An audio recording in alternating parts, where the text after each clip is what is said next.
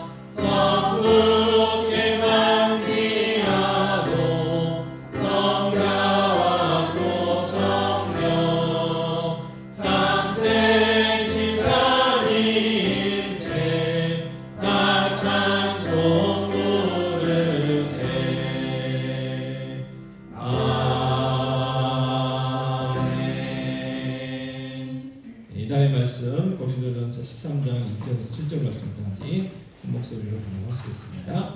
내가 사람의 방언과 천사의 말을 할지라도 사랑이 없으면 소리나는 구리와 울리는 꽹과리가 되고, 내가 예언하는 능력이 있어 모든 비밀과 모든 지식을 알고 또 산을 옮길 만한 모든 믿음이 있을지라도 사랑이 없으면 내가 아무것도 아니요, 내가 내게 있는 모든 것으로 구제하고 또 내 몸을 불사르게 내줄지라도 사랑이 없으면 내게 아무 유익이 없느니라. 사랑은 오래 참고 사랑은 온유하며 시기하지 아니하며 사랑은 자랑하지 아니하며 교만하지 아니하며 무례히 행하지 아니하며 자기의 유익을 구하지 아니하며 성내지 아니하며 악한 것을 생각하지 아니하며 불의를 기뻐하지 아니하며 진리와 함께 기뻐하고 모든 것을 참으며 모든 것을 믿으며 모든 것을 바라며 모든 것을 견디느니라.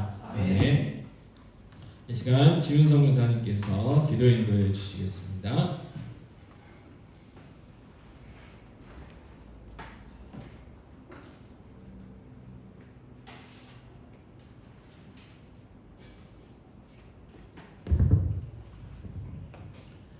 하나님 아버지 감사합니다. 주님의 은혜로 세상에서 일주일 잘 살고 돌아와 주님 앞에서 예배하게 하심을 감사드립니다. 아버지, 저희들 원하옵기는 주님 기뻐하시는 대로만 말씀대로만 살기 원하오나 저희들 삶이 마음이 원하는 것과는 달라서 매일 넘어지고 쓰러지기만 하는 삶이라는 것을 주님께 고백합니다. 사랑으로 가득 찬 그리스도인으로 살기를 원하오나 욕심부리고 미워하고 시기 질투하는 삶이라는 것을 주님께서 아시옵니다.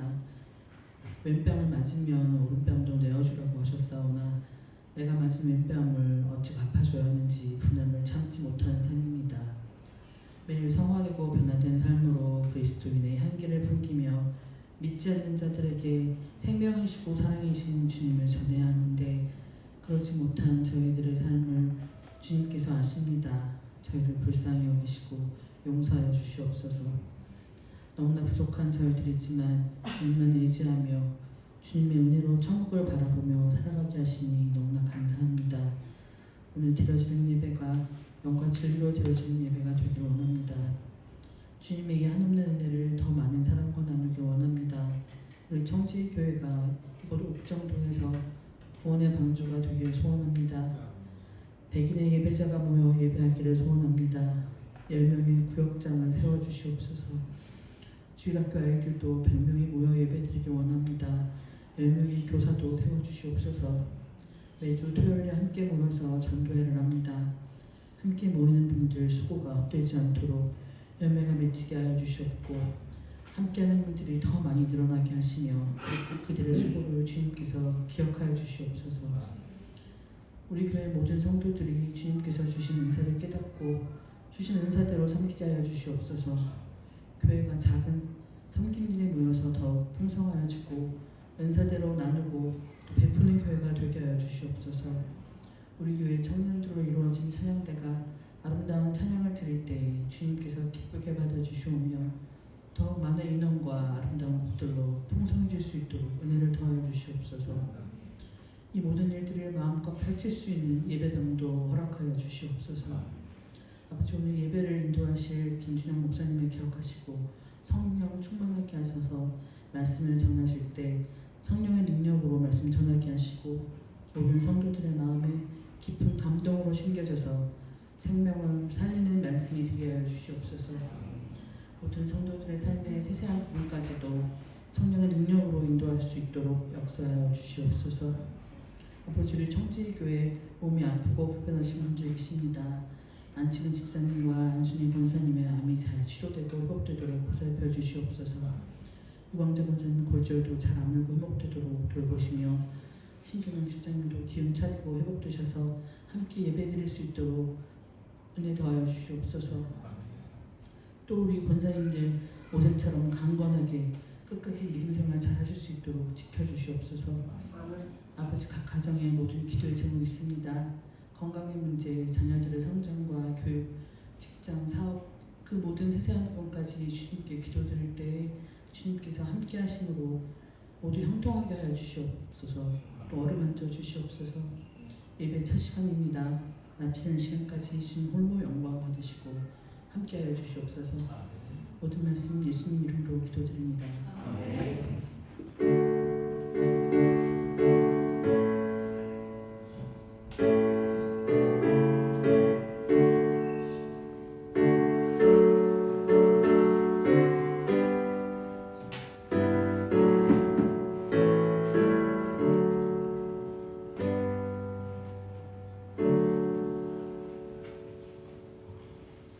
찬송가 191장 함께 찬송하시겠습니다.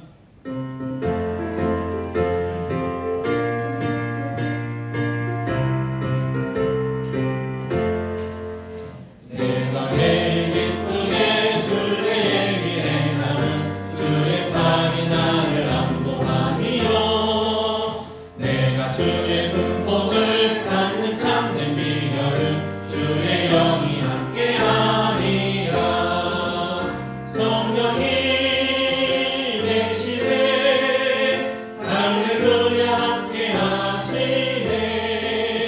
좋은 길을 걸으며 밤낮 기뻐하는 것 주의 영이 함께하리라.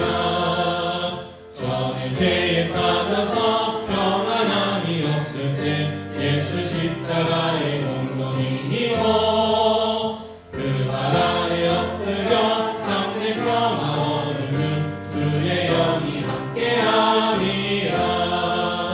성령이 계시네 할렐루야 함께하시네. 좋은 길을 걸으며 밤낮 기뻐하는 것 주의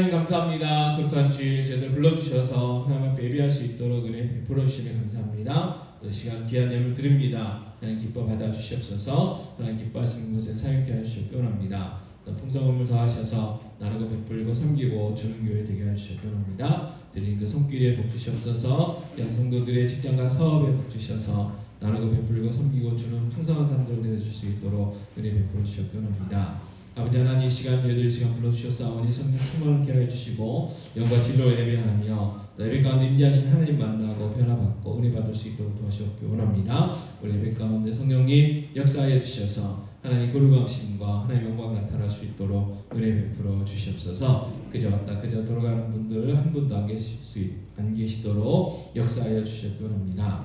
또 함께 해야 되지만 여러 가지 사정 따라 함께하지 못한 분들 계십니다. 주님 아시오니 지키시고 보호하시며 다음 시간에는 함께할 수 있는 은혜를 허락하여 주시옵소서.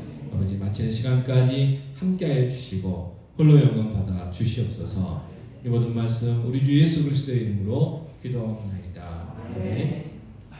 하나님의 말씀은 사도행전 8장 26절에서 40절 말씀입니다.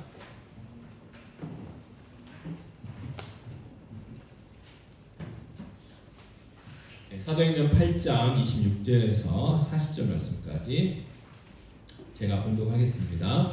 주의 사자가 빌립에게 말하여 이르되 일어나서 남쪽으로 향하여 예루살렘에서 가사로 내려가는 길까지 가라 하니 그 길은 광야하라. 일어나 가서 보니 에티오피아 사람 곧 에티오피아 여왕 간다게의 모든 국고를 맡은 관리인 네시가 예배하러 예루살렘에 왔다가 돌아가는데 수레를 타고 선지자 이사야의 글을 읽더라. 성령이 빌립더러 이르시되 이 수레로 가까이 나아가라 하시거늘 빌립이 달려가서 선지자 이사야의 글 읽는 것을 듣고 말하되 읽는 것을 깨닫느냐 대답하되 지도해 주는 사람이 없으니 어찌 깨달을 수 있느냐 하고 빌립을 청하여 수레에 올라 같이 앉으라 하니라. 읽는 성경 구절은 이것이니 일렀으되 그가 도살자에게로 가는 양과 같이 끌려갔고 털 깎는 자 앞에 있는 어린 양이 조용함과 같이 그의 입을 열지 아니하였도다. 그가 굴욕을 당했을 때 공정한 재판도 받지 아니하였으니 누가 그의 세대를 말하리요. 그의 생명이 땅에서 빼앗김으로다 하였거늘 그 네시가 빌립에게 말하되 청컨대 내가 묻노니 선지자가 이 말하는 것이 누구를 가리킴이냐 자기를 가리킴이냐 타인을 가리킴이냐. 빌립이 입을 열어 이 글에서 시작하여 예수를 가르쳐 복음을 전하니 길 가다가 물이 있는 곳에 이르러 그 네시가 말하되 보라 물이 있으니 내가 세례를 받음에 무슨 거리낌이 있느냐. 이에 명하여 수레를 멈추고 빌립과 네시가 둘 다 물에 내려가 빌립이 세례를 베풀고 둘이 물에서 올라올새 주의 영이 빌립을 이끌어 간지라. 네시는 기쁘게 길을 가므로 그를 다시 보지 못하니라. 빌립은 아소도에 나타나 여러 성을 지나 다니며 복음을 전하고 가이사랴에 이르니라. 아멘.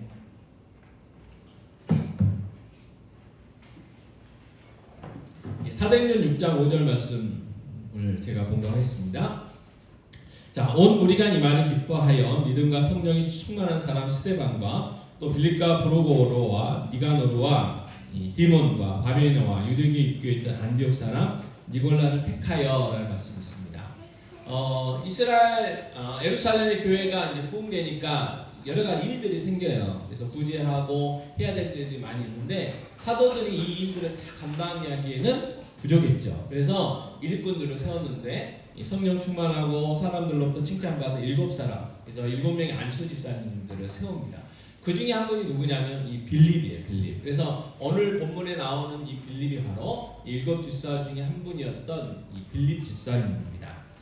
자, 오늘 8장 1절 말씀 함께 같이 봉독하시겠습니다. 사울은 그가 죽임 당함을 마땅히 여기더라. 그날에 예루살렘에 있는 교회에 큰 박해가 있어 사도 외에는 다 유대와 사마리아 모든 땅으로 흩어지니라. 아멘. 자, 스데반 집사님이 순교할 때 그걸 기점으로 해서 예루살렘 교회에 큰 박해가 일어나요. 그래서 스데반 집사님도 죽었잖아요. 그러니까 사람들이 어떻게 했어요? 감옥에 막 잡아서 이제 가두려고 하니까 두렵겠죠. 왜요? 스데반 집사님처럼 죽을 수도 있기 때문에 그렇습니다. 그래서 예루살렘 교회에 있던 성도들이 이제 사도들 외에는 다 흩어집니다. 그래서 유대 지역으로 그리고 사마리아 지역으로 그리고 이방 나라까지 이제 흩어지게 돼요. 자, 그때 이 빌립산 일곱 집사도 흩어지는데 이 사도행전 8장 4절 말씀 보면 자, 그 흩어진 사람들이 두루 다니며 복음의 말씀을 전할세 했어요. 자, 그냥 도망만 간 게 아니고 뭐 유대를 갔든 사마리아를 갔든 이방 나라를 갔든지 간에 자기들이 가는 그곳에서 뭘 했느냐? 예수가 그리스도다. 예수가 우리의 구주다. 라는 그 복음을 전했다는 거예요. 그럼 그 복음을 전했으면 어떻게 됐을까요?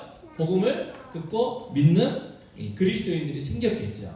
자, 그리스도인들이 생기면 어떤 일이 일어납니까? 교회가 세워지게 되는 거예요. 그래서 예수님이 승천을 하시기 전에 이 제자들에게 말씀하셨잖아요. 너희가 성령을 받고 권능을 받으면 온 유대와 사마리아와 땅 끝까지 이르러 복음을 증거하게 될 거다. 나의 증인이 되어라. 이렇게 하신 것처럼 복음이 이제 예루살렘에서 유대로 그리고 사마리아 그리고 이제 온 세계로 이제 전파되는 그런 과정이 스데반 집사님의 그 순교 그리고 핍박이었던 것이죠. 자, 사도행전 8장 5절에 보면 이 빌립이 사마리아 성에 내려가 그리스도를 백성에게 전파하니 그랬어요. 자, 사마리아 지역 이스라엘 나라는 이 강원도처럼 길쭉하다고 그랬잖아요. 그래서 밑에가 유대 지역입니다. 예루살렘에 있는 유대. 그 다음에 그 위에가 사마리아 지역이 있어요. 그리고 그 위에가 이제 갈릴리 지역이 있습니다. 그래서 이 사마리아 지역은 이 아수르가 북쪽 이스라엘을 멸망시켰잖아요. 그때 아수르의 정책이 뭐냐면 자기들이 정복한 나라의 백성들을 잡아다가 다른 나라에서 살게 하는 거예요. 그래서 이제 그 나라의 정체성을 완전히 없애가지고 반역하지 못하도록 하는 그런 정책을 펴게 돼요. 그래서 이 사마리아 지역이 이제 북쪽 이스라엘이었는데 이제 거기에서 이제 있었던 유대인들은 다른 지역 가서 살게 했고 다른 나라 사람들, 그러니까 이방인들이죠. 이방인 나라 사람들을 사마리아 지역으로 와서 살게 합니다. 그러면서 원래 있었던 사마리아 지역, 호루라기 좀 안 불게 해주세요. 사마리아 지역하고 그 다음에 유대인들하고 외국에서 온 이방 나라 사람들은 어떻게 해요? 세월이 지나다 보면 결혼을 하게 되잖아요. 결혼을 하게 되면 자녀들이 낳게 되고 그 자녀들은 뭐예요? 혼혈아예요. 혼혈아. 아빠가 유대인이고 엄마가 이방인이든지 엄마가 유대인이고 아빠가 이방인이든지 어쨌든 순수 혈통이 아닌 혼혈족들이 이제 생기게 되는 거예요. 근데 남쪽 유다에서 살고 있었던 그 정통 유대인들이 어떤 생각을 하게 됩니까? 이 사람들은 순수하지가 않다. 그래서 이방인 취급을 하는 거예요. 자, 유대인들의 생각이 이방인들은 지옥 갈 사람들이에요. 그들이 존재하는 이유는 다른 게 아니고 이 지옥의 땔감으로 쓰는 이제 그 정도 그 수준의 사람들. 그러니까 굉장히 이제 편협한 사고방식을 가지고 있었죠. 그런데 이 빌립 집사님이 사마리아로 가는 거예요. 자, 예수님 당시에 어떤 일이 있었습니까? 남쪽 유다에서 북쪽 갈릴리를 갈 때 사마리아를 통과해야 돼요. 근데 그 땅을 밟는 것도 싫어가지고 요단강 동편으로 딱 건너가서 북쪽으로 쭉 올라가지고 다시 서쪽으로 건너와요. 그러니까 이 직진으로 가는 것보다는 이틀 또는 3일 정도의 시간도 많이 걸리죠. 그럼 비용도 많이 걸리겠죠. 그럼에도 불구하고 그 사마리아 땅 자체를 밟는 것을 싫어했기 때문에 그렇게 다녔던 시절이에요. 근데 사마리아에 빌립 집사님이 가게 돼요. 가서 뭘 했습니까? 복음을 증거하게 돼요. 근데 어떤 일들이 일어났냐면 사도행전 8장 6절에서 8절 읽겠습니다. 우리가 빌립의 말도 듣고 행하는 표적도 보고 한 마음으로 그가 하는 말을 따르더라. 많은 사람에게 붙었던 더러운 귀신들이 크게 소리를 지르며 나가고 또 많은 중풍병자와 못 걷는 사람이 나오니 그 성에 큰 기쁨이 있더라 했어요. 자, 예루살렘 지역에서 일어났던 놀라운 그 성령님의 역사가 그대로 사마리아 지역에 빌립 집사님을 통해서 일어나게 되는 거예요. 그 말은 무슨 말입니까? 하나님의 관점에서 봤을 때는 이 정통 유대인들도 하나님의 자녀일 뿐만 아니라 자기들이 그렇게 싫어하고 무시한 그 사마리아 지역에서 살고 있는 그 백성들도 하나님의 자녀라는 거예요. 그러니까 우리는 원래 이방인이기 때문에 우리 이방인이잖아요. 유대인이 아니잖아요. 그러니까 우리에게는 별 충격이 아니었지만 이 정통 유대인들에게는 큰 충격이었어요. 왜요? 자기들만 하나님이 선택한 백성이었다고 생각했기 때문에 그래요. 그런데 이게 완전히 달라지게 된 거죠. 자, 사도행전 8장 26절은 이렇게 이야기합니다. 같이 읽겠습니다. 주의 사자가 빌립에게 말하여 이르되 일어나서 남쪽으로 행하여 예루살렘으로에서 가사로 내려가는 길까지 가려 하니 그 길은 광야라 그랬어요. 자, 사마리아 지역에서 사역을 잘하고 있었던 이 빌립사님에게 성령님이 나타나십니다. 이 주의 사자가 나타나서 뭐라고 하냐면 예루살렘에서 가사로 내려가라. 그러니까 예루살렘에서 북쪽 사마리아 지역에 있다가 남쪽으로 내려가라고 하는 거예요. 자, 그림이 잘 안 그리시죠? 그래서 이제 지도를 보여드립니다. 보이신가요? 네. 자, 예루살렘에서 핍박 때문에 북쪽 사마리아로 올라갔어요. 거기서 놀랍게 큰 사역들을 했는데 어느 날 갑자기 주의 사자가 나타나서 가사로 내려가는 거예요. 예루살렘 밑에 있는 가사로. 그래서 그 가사로 내려갔는데 그 가사가 어떤 지역에 있냐면 광야예요. 광야. 사막. 사막이면 사람이 있을까요? 없을까요? 없죠. 자, 많은 사람들한테 가서 복음을 전해야 될 거 아니에요. 근데 아무도 없는 광야로 가라는 거예요. 그러나 하나님은 계획이 있었습니다. 자, 사도행전 8장 27, 28절 같이 읽겠습니다. 일어나 가서 보니 에디오파 사람 곧 에디오피아 여왕 간다게의 모든 국고를 맡은 관리인 네시가 에베아로 예루살렘에 왔다가 돌아가는데 수레를 타고 선지자 이사야의 글을 읽더라 그랬어요. 아무도 없었던 그 광야로 갔는데 사람이 한 명 보였어요. 수레가 한 명 보이고 그 안에 사람이 한 명 보였어요. 그게 누구였느냐? 에디오피아의 그 간당이라는 거는 여왕의 어떤 직함이에요. 바로왕 뭐 그런 것처럼 그 간당의 에디오피아 여왕 간당의 국고 그 돈을 맡은 관리인인 이 네시가 있었어요. 그 사람을 만나게 됩니다. 자, 에디오피아는 어디가 있냐면요. 그림을 한번 보여주세요. 자, 저 위쪽은 예루살렘이고요. 그 밑에가 이집트 애국. 그 다음에 이제 밑에 큰 그 많이 있고, 그 다음에 지금 아프리카 지역이잖아요. 그래서 아프리카의 동쪽의 맨 위에 위치가 어디냐면 에디오피아예요. 그러니까 엄청난 먼 거리에서 온 거죠. 그 이유는 다른 게 아니에요. 어찌됐든 유대인들이 흩어지면서 그곳에 가서도 그 구약에서의 유대교를 전했어요. 그랬더니 이 사람이 유대교를 개종을 한 거예요. 자, 유대인들은 1년에 최소한 3번, 최소한 한 번, 6월절만큼은 예루살렘 성전에 와야 돼요. 그래서 에디오피아 간다게 여왕의 이 관리인이 이 신하가 예루살렘 예배하러 온 거죠. 제사드리러 온 거예요. 그리고 이제 끝나니까 집으로 가고 있었던 길인 거예요. 그 길에 누구를 만나게 돼요? 빌립 집사님을 만나게 된 것입니다. 자, 에디오피아의 관리는요, 권력도 있었죠. 수레를 탄 거 보면 그래요. 그 당시에는 걸어 다니든지 뭐 많이 타면 낙타인데 수레 탈 정도면은 이 권세가 대단한 거예요. 그리고 재력도 있었어요. 왜요? 뭘 보고 있었냐면 성경을 보고 있어요. 성경. 우리는 3만 원, 4만 원 주면 좋은 성경 살 수 있었어요. 근데 이때의 성경은 별로 없었어요. 일일이 다 손으로 이렇게 베껴서 써야 됐던 때예요. 그러니까 성경을 가지고 있었다는 거는 돈도 많았다는 거예요. 자, 이 사람을 지금 이제 빌립사님이 만나게 됩니다. 자, 사도행전 8장 29절에 보면 같이 읽겠습니다. 성령이 빌립더러 이르시되 이 수레로 가까이 나아가라 하시거늘 그랬어요.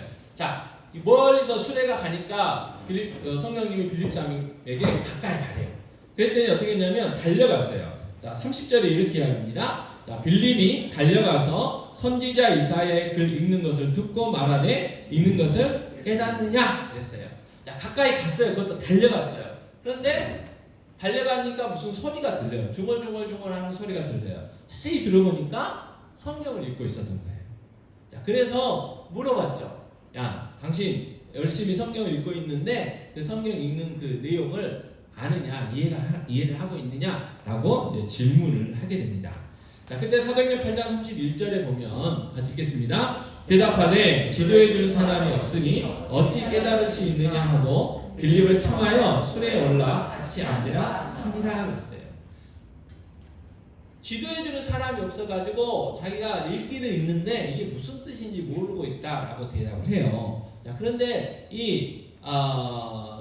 에디오피아의 사람이 생각할 때도 아무도 없는 이 광야에 느닷없이 한 사람이 나타나더니 자기가 이야기하고 중얼중얼 읽는 게 성경이라는 것도 안단 말이에요. 그러면 자기가 생각할 때는 하나님이 보내신 사람인가 보구나 그 생각이 들었겠죠. 그래서 자기 수레로 올라오는 걸 초청을 하게 됩니다. 자, 그때 그가 읽고 있었던 성경 말씀을 성경은 기록하고 있습니다. 그러니까 오늘 사도행전 8장 32절 33절인데 같이 읽겠습니다. 그가 도살자에게로 가는 양과 같이 끌려갔고 털 깎는 자 앞에 있는 어린 양이 조용함과 같이 그의 입을 열지 아니하였도다. 그가 굴욕을 당했을 때 공정한 재판도 받지 못하였으니 누가 그의 세대를 말하리요? 그의 생명이 땅에서 빼앗기리로다. 이 말씀은 이사야 53장 7절과 8절 말씀이에요. 이사야 53장 이 7절과 8절 말씀은 메시아에 대한 말씀입니다. 메시아. 그러니까 예수님에 대한 말씀이죠. 자, 사도행전 8장 34절에서는 이렇게 이야기합니다. 자, 그 내시가 빌립에게 말하되 청컨대 내가 묻노니 선지자가 이 말한 것이 누구를 가리킴이냐? 자기를 가리킴이냐? 타인을 가리킴이냐? 자, 이 이사야 53장 말씀을 묵상하고 있었는데 이 에티오피아 이 관리인이 신하가 고민이 있었어요. 이사야 선지자가 이제 이 말을 했는데 이 고난 당하는 이 사람이 이사야 선지자가 나중에 자기가 고난 당한다고 이야기를 한 건지 아니면 또 다른 누군가를 이야기하고 있는 건지 이게 이해가 안 돼가지고 빌립 사람에게 물어보죠. 자, 사도행전 8장 35절에 이렇게 얘기하죠. 자, 빌립이 입을 열어 이 글에서 시작하여 예수를 가르쳐 복음을 전하니 했어요. 자, 이 본문은 누구를 가르친다고요? 예수님. 그리고 그 예수님이 어떤 모습이에요? 고난당하시고 십자가에서 죽으셔야 되는 그 내용이에요. 그 내용. 자, 얼마 전에 불과 몇 달 전에 어떻게 해요? 예수님이 십자가에 죽으셨단 말이에요. 그리고 다시 부활하셨어요. 아마 이 에티오피아의 이 관리인 내시도 120명의 사람들이 성령 받고 각각의 언어로 방언을 선포했을 때 거기에 있었을 수도 있잖아요. 근데 그때 들었어도 다 이해를 못했을 수도 있어요. 그러나 지금 빌립 집사를 만나가지고 빌립 집사님이 1대1로 과외를 하신 거예요. 하나하나 풀어가지고 얼마나 시간도 많겠어요. 광야길 가는데 하나하나 다 풀어서 자기가 알고 있는 예수 그리스도에 대해서 다 전해줬다는 거예요. 근데 어떤 놀라운 일이 있었느냐? 사도행전 8장 36절 같이 읽겠습니다. 길 가다가 물 있는 곳에 이르러 그 내시가 말하되 보라 물이 있으니 내가 세례를 받음에 무슨 거리낌이 있느냐. 가다가 오아시스를 발견했는데 자기한테 세례 달라고 하는 거예요. 그 이유가 뭐겠습니까? 빌립 교사님이 전도했던 그 내용을 듣고 이해를 하고 그 예수 그리스도를 믿게 된 거죠. 성령님 역사하신 거예요. 거듭나게 된 거예요. 그래서 세례 받겠다고 스스로 자기가 자원을 하죠. 그래서 38절은 이에 명하여 수레를 멈추고 빌립과 내시가 둘 다 물에 내려가 빌립이 세례를 베풀고 그랬어요. 그래서 빌립이 세례를 베풀어 줬어요. 왜요? 그에게 예수 그리스도를 믿는 믿음이 보였기 때문에 그렇죠. 자, 사도행전 8장 39절은 이렇게 얘기합니다. 같이 읽겠습니다. 둘이 물에서 올라올새 주의 영이 빌립을 이끌어 간지나 내시는 기쁘게 그를 감으로 그를 다시 보지 못하니라. 자, 다시 헤어지게 돼요. 성령님이 다시 빌립 집사님을 다른 곳으로 인도를 합니다. 그리고 이 에티오피아의 그 관리 신하는 기쁜 마음으로 돌아가요. 왜요? 구원을 얻었잖아요. 구주를 막 영접을 했잖아요. 진리를 발견했어요. 그리고 자기의 사명을 발견해요. 여러분, 이 에티오피아가요 어떤 나라냐면 기독교가 국교예요. 국교. 그리고 그 에티오피아 아까 지도 보셨잖아요. 예루살렘에서 저 먼 곳까지. 자, 에티오피아에 뭐 사도 바울 안 갔어요. 12제자들도 안 갔어요. 근데 기독교가 됐어요. 그게 국교예요. 누구 때문에 그랬어요? 바로 이 신하 때문에. 빌립 집사님을 만났던 이분 때문에. 이분이 가서 자기 가족들에게 그리고 유대인들에게 그리고 자기 나라 사람들에게 어떻게 해요? 예수가 그리스도라는 것을 전했겠죠. 자, 사도행전 8장 40절 오늘 본문 마지막 말씀은 자, 빌립은 아소도에 나타나 여러 성을 지나 다니며 복음을 전하고 가이사라에 이르니라 그랬어요. 예. 아까 그 사진 한번 빨리 좀 보여주세요. 지도, 빌립 집사님 지도. 예. 자, 저 밑에 남쪽으로 갔다가 이제 어디까지 올라가요? 북쪽으로 올라가게 돼요. 뭐 때문에요? 성령님의 인도하심 따라 가게 되는 것입니다. 자, 오늘 말씀을 통해서 우리가 깨닫게 되는 것은 뭐냐? 성령 하나님의 인도하심. 성령 하나님 우리를 인도하신다는 거예요. 성령님께서 빌립 집사님을 인도하셨어요. 그래서 이 에디오피아 관리를 만나게 하신 거죠. 그래서 그에게 복음을 전했고 에디오피아 관리가 그리스도인이 됐고 이 에디오피아 관리 때문에 한 나라가 기독교화가 된 거예요. 이 놀라운 일이 어떻게 일어났어요? 빌립 집사님이 성령의 인도하심에 순종했기 때문에 일어난 놀라운 사건이라는 것입니다. 자, 이처럼 하나님의 교회, 특히 하나님이 기뻐하시는 교회는 어떤 교회냐? 성령의 인도하심을 받는 교회예요. 또 성령의 인도하심에 순종하는 교회예요. 좀 더 구체적으로 하나님의 인도하심을 받는 교회가 하나님이 기뻐하시는 교회인데 바로 그 하나님은 누구예요? 성령 하나님이시라는 거예요. 자, 성령 하나님의 인도하심이 여러 군데 나오는데요. 특히 사도행전에 많이 나오는데 특히 사도행전 10장을 보면 이 고넬료가 나와요. 고넬료. 자, 고넬료는요 로마 군인이었어요. 로마 군인이었기 때문에 이방인이었잖아요. 근데 이 로마 군인이었던 이 고넬료가 베드로를 만나고 예수 믿고 세례받는 내용이 10장입니다. 자, 사도행전 10장 1, 2절은 고넬료에 대해서 이렇게 소개해요. 자, 가이사랴 아까 보이시죠? 가이사랴에 고넬료라는 사람이 있으니 이달리아 부대라 하는 군대의 백부장이라 그가 경건하여 온 집안과 더불어 하나님을 경외하며 백성을 많이 구제하고 하나님께 항상 기도하더니 그랬어요. 자, 군인이었기 때문에 유대 나라로 이스라엘로 파송을 받았어요. 우리나라도 뭐 소말리아나 외국의 그 유엔 관련돼가 이렇게 파송받은 군인들이 있잖아요. 그것처럼 타이에 의해서 이스라엘 오게 돼요. 근데 이스라엘에서 군생활을 하다 보니까 유대교가 너무 좋았던 거죠. 그래서 유대교로 개종을 해요. 그래서 신부는 그 출신은 이방인이지만 정말 유대인들처럼 구제도 많이 하고 하나님 앞에 시간을 정해놓고 항상 기도하고 있었어요. 그래서 그 주위에 있는 유대인들이 야, 저 사람은 생긴 것만 로마인이지 우리가 똑같은 유대인이야. 정말 하나님을 잘 섬기는 사람이야. 이렇게 인정할 만큼의 믿음을 가지고 있었습니다.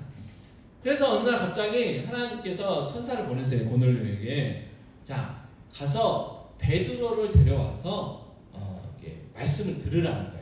그래서 자기 부하 신하 두 사람하고 경건한 유대인 한 사람을 묶어가지고 베드로를 이렇게 데리러 보내게 돼요.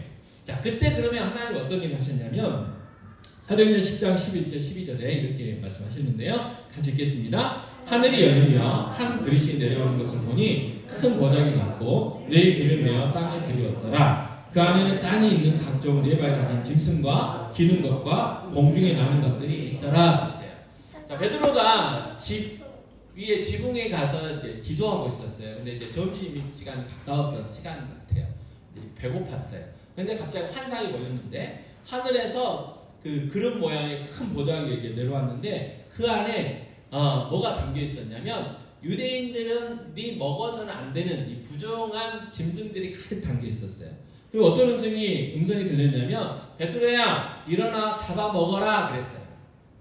당연히 뭐라고 대답했어요? 안 돼요. 이건 율법이 그만갔기 때문에 부정한 짐승들이기 때문에 저 먹을 수 없습니다. 이렇게 대답을 했어요. 그때 두 번째 음성이 들리는데 하나님께서 깨끗게 하신 것을 내가 속되다 하지 말아라. 그래도 안 먹었겠죠. 그리고 세 번째 또 같은 일이 반복이 됩니다. 그 다음에 이제 하늘로 다시 사라졌어요. 자, 베드로가 고민을 했겠죠. 야, 이게 무슨 일이냐? 무슨 일이 있으려고 이런 일이 일어났을까? 그런 생각을 하고 있었는데 마침 고넬료가 보는 사람들이 베드로가 있는 집 앞에 도착을 하게 되고요. 또 하나님 말씀하십니다. 사도행전 10장 19절 20절 같이 읽겠습니다. 베드로가 그 환상에 대하여 생각할 때에 성령께서 그에게 말씀하시되 두 사람이 너를 찾으니 일어나 내려가 의심하지 말고 함께 가라. 내가 그들을 보내느니라 하시니 그랬어요. 자, 띵동띵동 안 했는데 하나님 미리 알려주신 거예요. 야, 너를 찾아온 사람이 있어. 고넬료라는 사람이 보냈을 건데 너 의심하지 말고 그냥 따라가. 이렇게 미리 말씀을 해주신 거죠. 자, 그래서 고넬료가 보낸 사람들을 따라서 베드로가 가게 되죠. 가이사라로. 그리고 가서 어떻게 했냐면 그 집안 사람들에게 말씀을 전했어요. 자, 사도행전 10장 43절 44절 말씀 이렇게 이야기합니다. 자, 그에 대하여 모든 선지자도 증언하되 그를 믿는 사람들이 다 그의 이름을 힘입어 죄사함을 받는다 하였느니라. 베드로가 이 말을 할 때에 성령이 말씀 듣는 모든 사람에게 내려오시니 그랬어요. 근데 베드로가 놀란 게 뭐냐면 자기들에게 임하셨던 성령님이 고넬료와 고넬료의 식구들과 거기에 모여있는 사람들에게도 똑같이 내려오신 거예요. 자, 성령이 어떻게 내려오셨어요? 불의 형상으로. 그리고 어떤 현상이 일어났어요? 방언을 했잖아요. 자, 사도행전 10장 45절 46절은 그래서 이렇게 기록합니다. 자, 베드로와 함께 온 할례 받은 신자들이 이방인들에게도 성령 부어주심으로 말미암아 놀라니 이는 방언을 말하며 하나님 높임을 들음이니라 그랬어요. 이방인이었지만 똑같은 성령의 역사가 일어났어요. 그래서 베드로와 또 할례 받은 유대인들이잖아요. 함께 온 사람들의 생각이 이제 바뀐 거예요. 이걸 뭐 요즘 이야기로 바꾸면 세계관이 바뀌어요. 세계관이. 야, 이거 무슨 일이냐? 이방인들에게도 우리가 똑같은 성령 하나님이 임하시다니. 와. 자, 그래서 베드로가 그들에게 이제 세례를 베풀게 됩니다. 자, 근데 이 놀라운 일들을 누가 하셨다고요? 성령님이. 그리고 성령님의 인도하심에 순종했기 때문에 누가요? 베드로가. 자, 사도행전 13장에서도 놀라운 일이 일어나는데 사도행전 13장 2절 3절 말씀 같이 읽겠습니다. 주를 섬겨 금식할 때에 성령이 이르시되 내가 불러 시키는 일을 위하여 바나바와 사울을 따로 세우라 하시니 이에 금식하며 기도하고 두 사람에게 안수하여 보내니라 했어요.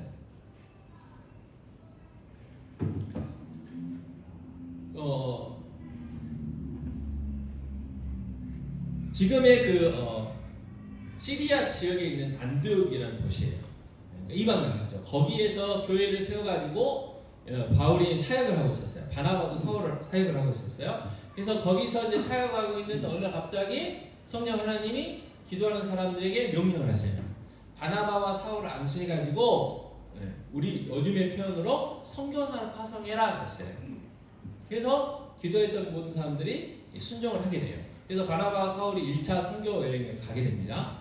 그리고 나서 어떤 일이 있었냐면 이제 돌아와가지고 사역을 하다가 다시 이제 2차 선교 여행을 가려고 해요. 그런데 1차 선교 여행 때 누가 따라갔냐면 이 바나바의 조카인 마가가 따라갔어요. 이 마가는 마가복음을 기록한 마가예요. 근데 몸이 연약했는지 마음이 연약했는지 뭐 때문인지 모르지만 선교여행 중도에 집으로 돌아가 버려요. 그러니까 이제 바울 같은 성격에는 이게 용납이 안 된 거예요. 죽으면 죽었지 어떻게 가다가 마냐. 마음에 안 들었어요. 그래서 2차 선교여행을 하러 갈 때 이 바나바가 또 마가를 데리고 가자고 해요. 그래서 바울은 절대 안 된다고 해요. 얼마나 심하게 했냐면 바나바하고 바울하고 심하게 싸웠어요. 심하게.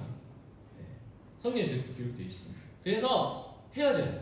그래서 바나바는 마가를 데리고 자기 고향인 그레데라는 섬으로 가게 되고 이 바울은 실라라는 사람을 데리고 이제 선교 여행을 떠나게 되는데 이 바울의 계획은 1차 선교 여행 때 복음을 전해가지고 교회를 세웠던 그곳을 돌아보고 아직 복음을 못 전했던 그 아시아 지역에 복음을 증거하려고 했어요. 그게 사도행전 16장 6절 7절인데 제가 읽겠습니다. 자, 성령이 아시아에서 말씀을 전하지 못하게 하신 것을 그들이 부르기아와 갈라디아 땅으로 다녀가 무시아 앞에 이르러 비두니아로 가고자 했으되 예수의 영이 허락하지 아니하시는지라.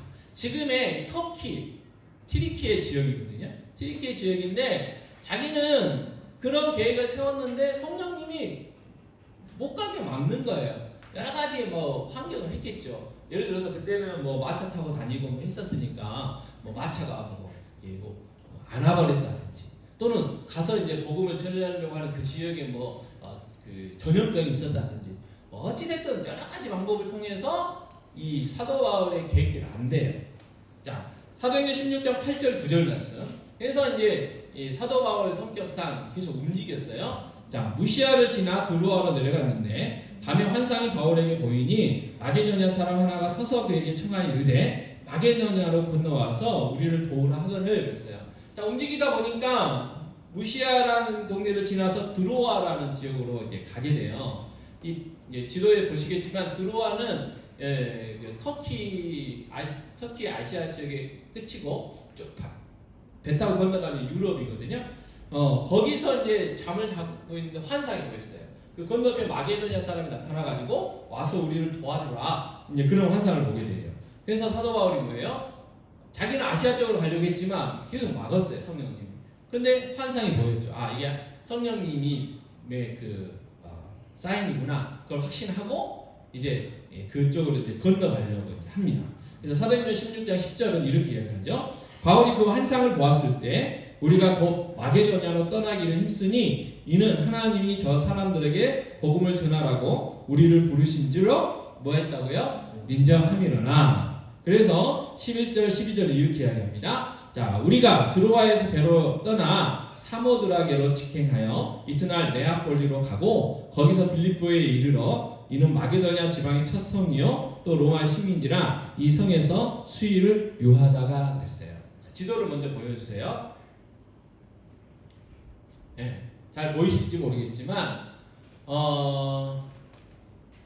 아까 뭐 이렇게 드로아도 있었고 무시아도 있었고 갈라디아가 있었잖아요. 그래서 지금 드로아, 무시아, 갈라디아 이 지역이 옛날 말로는 터키고 지금은 튀르키예 지역인데 사도 바울은 갈라디아라고 써지고 있는 저 북쪽 지역, 여기도 아시아잖아요. 거기 가서 복음을 전하고 오른쪽, 여러분들 보시면 오른쪽이 이제 인도, 갑쪽 가면 인도도 나오고 쭉 가면 이제 중국이 나오고 조금 더 내려가면 어디가 나오겠어요?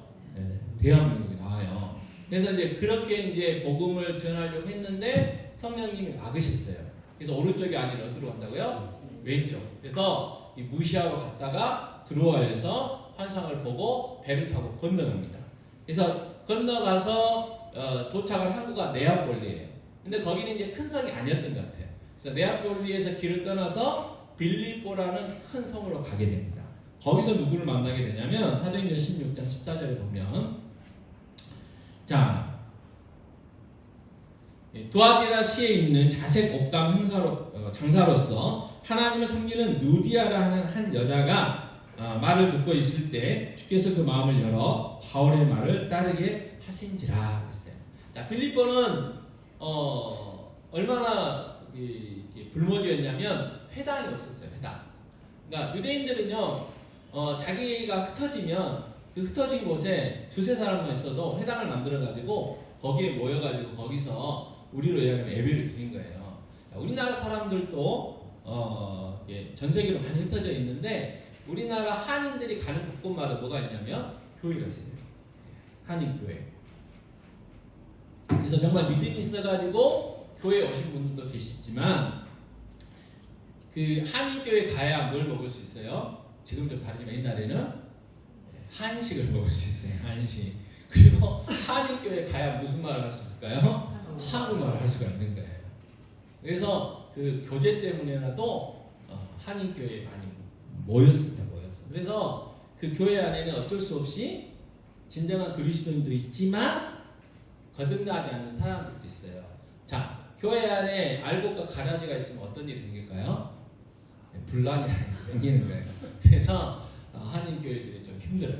또 어떤 큰 꿈을 가지고 가기도 했겠지만 대부분 어떻게 해요? 타이로 가신 분들이 많아요. 그죠? 그러면 어떻게 돼요? 상처들이 있어요. 그런 것 때문에 한인교회들이 좀 힘들다고 이제 이야기를 해요. 자, 근데 유대인들도 그런 특성이 있었어요. 전 세계적으로 흩어진 유대인들이 늘 자기들 모이면 회당이 있었는데 빌립보에는 없었어요. 그 말은 뭐예요? 복음 전하기가 쉽지 않아요. 근데 강가로 갔어요. 왜? 혹시 유대인이 한두 명 있어가지고 유대인들이 강가에 가서 한적한 곳에서 기도하는 습관을 알고 있었기 때문에 가게 됩니다. 거기서 이제 이 루디아를 만나게 돼요. 그리고 그에게 복음을 전했더니 그가 거듭나서 예수 믿게 되고 그 한 사람을 통해서 빌립보 교회가 이제 형성이 되는 거죠. 그 놀라운 일이 일어나게 됩니다. 뭐 때문에요? 성령님의 인도하심. 그리고 바울이 순종했기 때문에. 그래서 그 빌립보 지역을 통해서 그 그리스 전 지역이 이제 복음화되고 복음이 어디로 갑니까? 그 로마 제국의 수도인 로마로 가겠죠. 로마로 가게 되고, 그 다음에 땅끝 스페인까지 가게 되고, 영국으로 들어가게 되고, 그 다음에 그 복음이 아메리카로 넘어가게 되잖아요. 그리고 그 아메리카에서 어디로 옵니까? 태평양을 건너가지고 어디로 와요? 주무시는 것 같아요. 어디요? 대한민국 우리 얘기까지 온 거예요. 100여 년 전에. 근데 이제 이거는 이제 여담이긴 하지만 왜 하나님이 복음을 오른쪽으로 안 돌리고 왼쪽으로 돌리셨을까? 궁금하시지 않아요? 그 이유는 다른 게 아니고 워낙 오른쪽이 샤머니즘이 강해가지고, 여러분 특별히 대한민국은요 샤머니즘이 얼마나 강하냐면 어떤 종교가 들어와도 이게 샤머니즘하고 짬뽕이에요. 짬뽕. 여러분 우리나라도 순수한 불교가 아닙니다. 불교에서 뭐라고 하냐면 나무아미탑을 똑똑똑똑 하면 극락 간다고 이야기해요. 근데 원래 불교에는 그런 그 교리가 없어요. 불교에는요 그 단계가 있어요. 예를 들어서 뭐 우리 같은 경우 뭐 이렇게 세가족반, 뭐 그다음에 확신반, 제자반 이런 것처럼 그 단계마다 읽어야 될 그 경전들이 있어요. 그래서 그걸 읽고 깨달으면 그게 열반이고 극락인 거예요. 이제 그렇게 이제 해야 되는데 그 누구신지 생각이 안 나지만 유명한 스님 한 분이 그럴 필요 있냐? 불쌍한 중생들 나무아미탑을 그것만 하면 극락 갈 수 있다. 그 교리를 만들어 가지고 막 한 거예요. 그러니까 여러분 그 저기 점찍하면 부처님 점쟁이도 있고 예수 점쟁이도 있고 뭐 희한한 점쟁이도 다 있어요. 뭐 희한한 장군도 있고 뭐 많아요. 그래서 아마 복음이 오른쪽으로 들어왔으면 기독교가 많이 샤머니즘화 됐을 거라 그 이야기가 있어요. 근데 그래도 왼쪽으로 돌아와가지고 그래도 순수한 복음이 들어왔다. 그 이야기를 합니다. 중요한 건 뭐예요? 성령님의 인도하심 따라서 모든 역사들이 이루어졌다는 거예요. 자, 그러면 그 성령님이 지금은 우리를 인도 안 하시느냐? 지금의 교회를 인도 안 하시느냐? 하신다는 거예요. 그럼 어떻게 해야 돼요? 우리도 그 성령님의 인도하심을 받아야 된다는 거예요. 그 성령의 인도하심에 순종해야 된다는 거예요. 그러면 어떻게 해야 되느냐? 여러분 오늘 말씀을 통해서 성령의 인도하심을 받은 사람들의 공통점이 있어요. 뭘까요? 기도예요. 기도할 때 성령님이 음성을 들려주셨고, 기도할 때 환상을 보여주셨고, 기도할 때 성령의 인도하심을 확신했다는 거예요. 마찬가지로 우리가 성령의 인도하심을 받으려면 뭘 해야 돼요? 기도해야 돼요. 자, 근데 기도는요 성경을 보면 두 가지가 있습니다.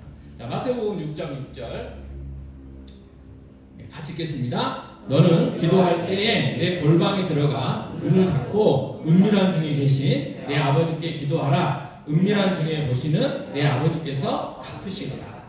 뭐가 있어야 돼요? 골방 기도가 있어야 돼요. 골방 기도. 골방 기도는 하나님과 나와의 그 1대1 관계, 1대1 관계.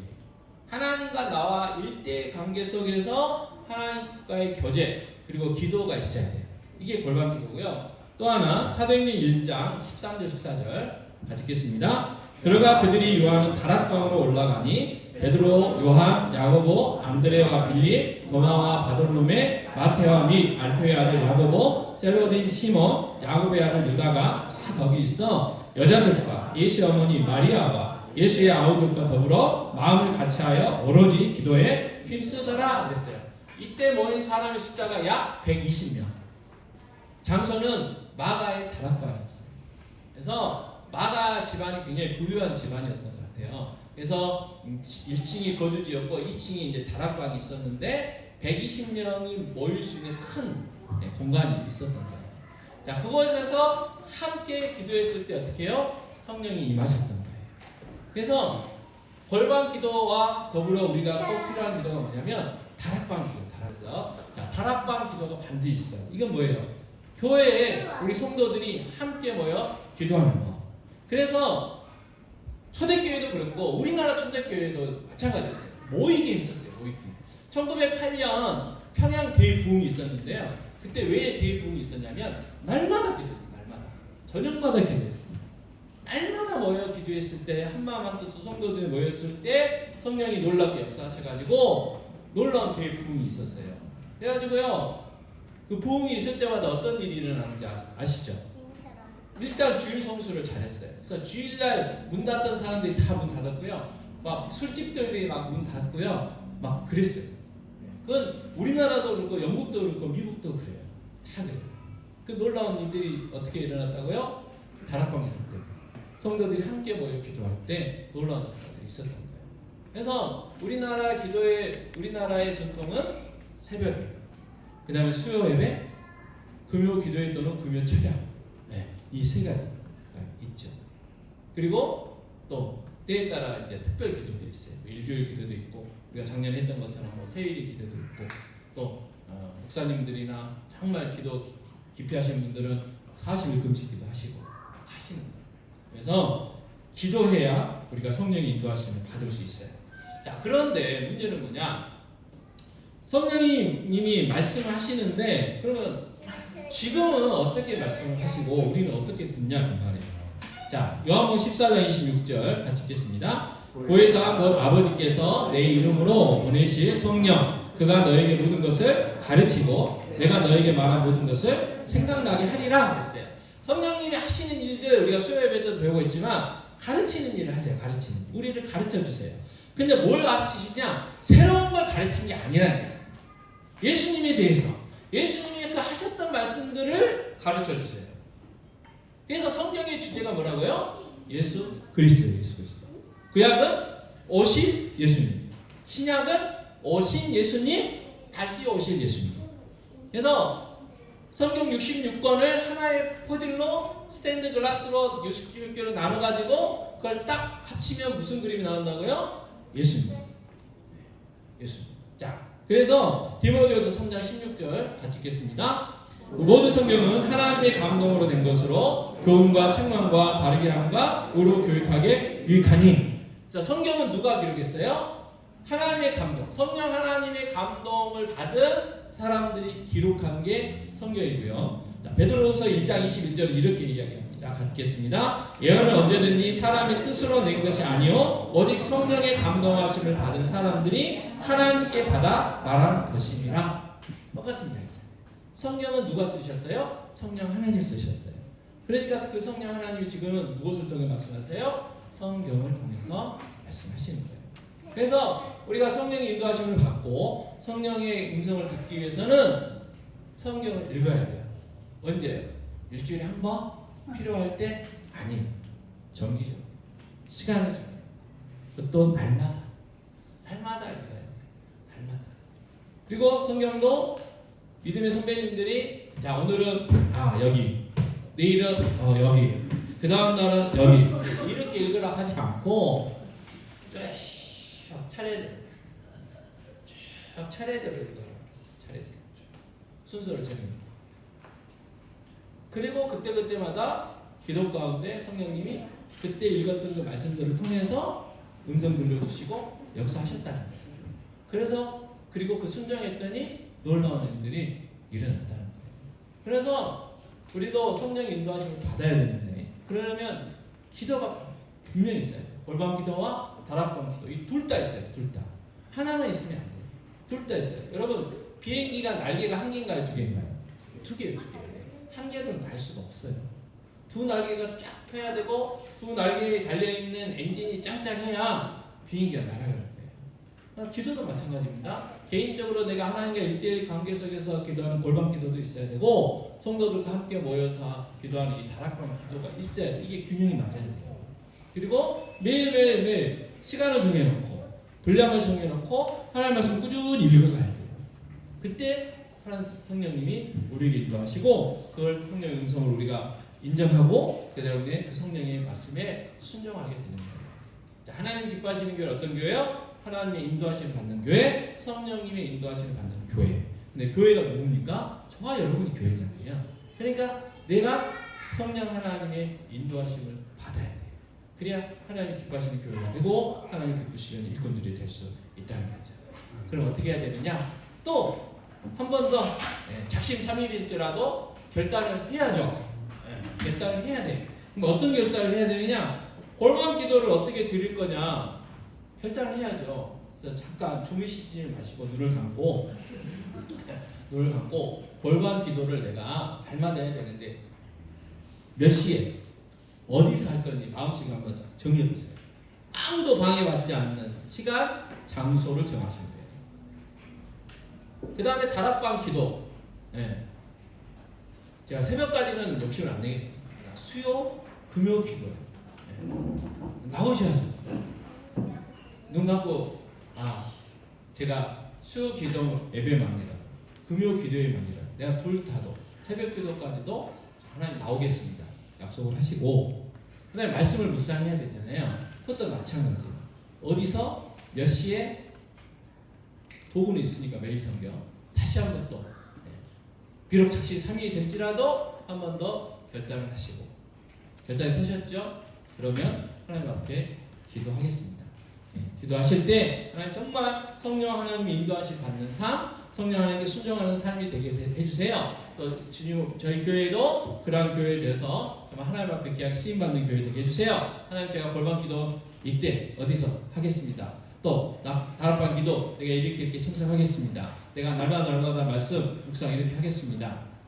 아까 결정한 것들 하나님한테 말씀하시고 지킬 수 있는 믿음과 여건과 건강을 달라고 이 시간 기도하도록 하겠습니다. 기도하겠습니다.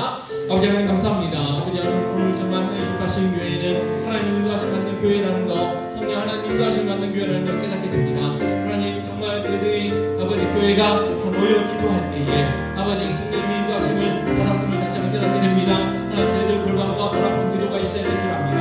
아버지 시간 골방 기도 내가 언제 어디서 하겠다고 말씀드렸고 또 다락방 기도 아버지 언제 어느 때 참석하겠다고 말씀하셨는데 아버지 지킬 수 있는 믿음과 여건과 환경들을 허락하여 주시옵소서. 건강을 허락하여 주시기 원합니다.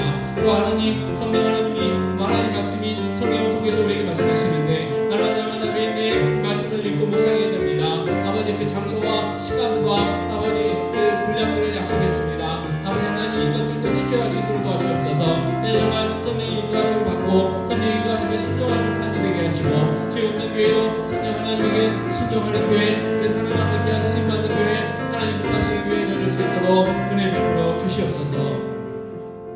하나님 정말 하나님이 기뻐하시는 교회는 하나님의 인도하심을 받는 교회라고 말씀했습니다. 특별히 성령 하나님의 인도하심을 받는 교회라고 말씀하셨는데 아버지 기도할 때에 성령의 인도하심을 받았음을 또 다시 한번 깨닫게 됩니다. 하나님 저희들도 골방 기도와 아버지 다락방 기도가 회복되어지길 원합니다. 아버지 골방 기도를 다락방 기도를 하겠다고 약속했는데 하나님 이 약속 지킬 수 있는 믿음 주시고 건강 주시고 여건들을 허락하여 주시옵소서. 또 성령님은 지금은 아버지 성령님이 기록하신 성경을 통하여 우리에게 말씀하십니다. 아버지 그 말씀을 날마다 매일매일 묵상해야 되는데 그 시간과 장소 저희들 결정했고 결단했는데 지켜갈 수 있는 은혜 주셔서 정말 날마다 성령님의 인도하심 따라 성령님의 인도하심에 순종하는 삶이 되게 하여 주셔서 정말 하나님의 기쁘시게 일꾼들 되게 하시고 죄 없는 교회는 하나님 기뻐하시는 교회 되게 하여 주시고 하나님 앞에 귀하게 쓰임받는 아름다운 교회 되게 하여 주시옵소서. 아버지 이 시간 한 번 더 기도합니다. 하루들을 한 번 더 기억하여 주시옵소서. 치유와 회복의 은혜를 허락하여 주시고 특별히 수경희 집사님 예배 회복할 수 있도록 도와주시기 원합니다. 아버지 또 육신적인 아버지 연약함 말고 다른 연약함도 있는 줄 아시는 주님 치유와 회복의 은혜를 허락하여 주셔서 영육간의 건강함을 허락하여 주시기 원합니다. 특별히 아버지 귀한 자녀들 기도합니다. 직장과 사업에 복 주시고 특별히 학업 중에 있는 자녀들에게는 지하명절이든 건강 주시고 하나님 부르심에 대한 아버지 그 부르심에 대한 깨달음을 허락하여 주시고 무엇보다도 믿음 주셔서 우리의 가정들이 믿음의 가문들이 되어갈 수 있도록 은혜 베풀어 주시옵소서. 이 모든 말씀 우리 주 예수 그리스도의 이름으로 기도하옵나이다. 아멘. 약간 좀 낯설지만 가사 생각하면서 오늘 예배 전에 부르셨던 찬송 오늘 이곳에 계신 성령님으로 찬양 함께 하겠습니다.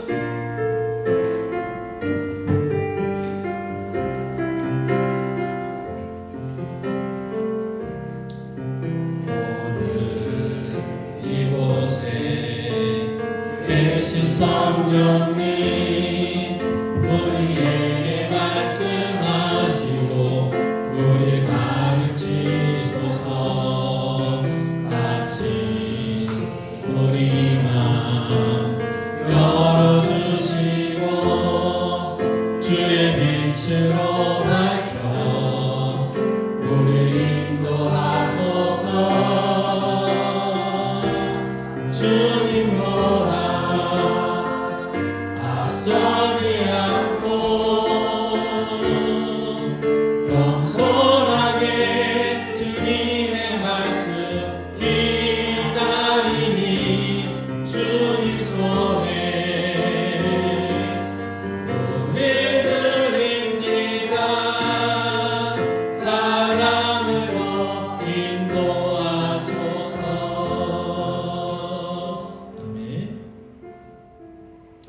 여호와는 내게 복을 주시고 너를 지키시기를 원하며 여호와는 그의 얼굴을 내게 비추사 은혜 베푸시기를 원하며 여호와는 그 얼굴을 내게로 향하여 드사 평강 주시기를 원하노라. 지금은 우리 주 예수 그리스도의 은혜와 하나님 아버지의 무한 마음하신 사랑하심과 보혜사 되시는 성령님의 인도하심 교통하심이 함께 하시니 성령님의 인도하심에 순종하기 원하는 귀한 성도들 머리 위에 그들의 가정, 직장, 사업 위에 자녀들의 가정 위에 자녀손들 위에 그들의 직장과 사업 위에 주님 몸된 교회 위에 이제 영원토록 함께 있을지어다. 아멘.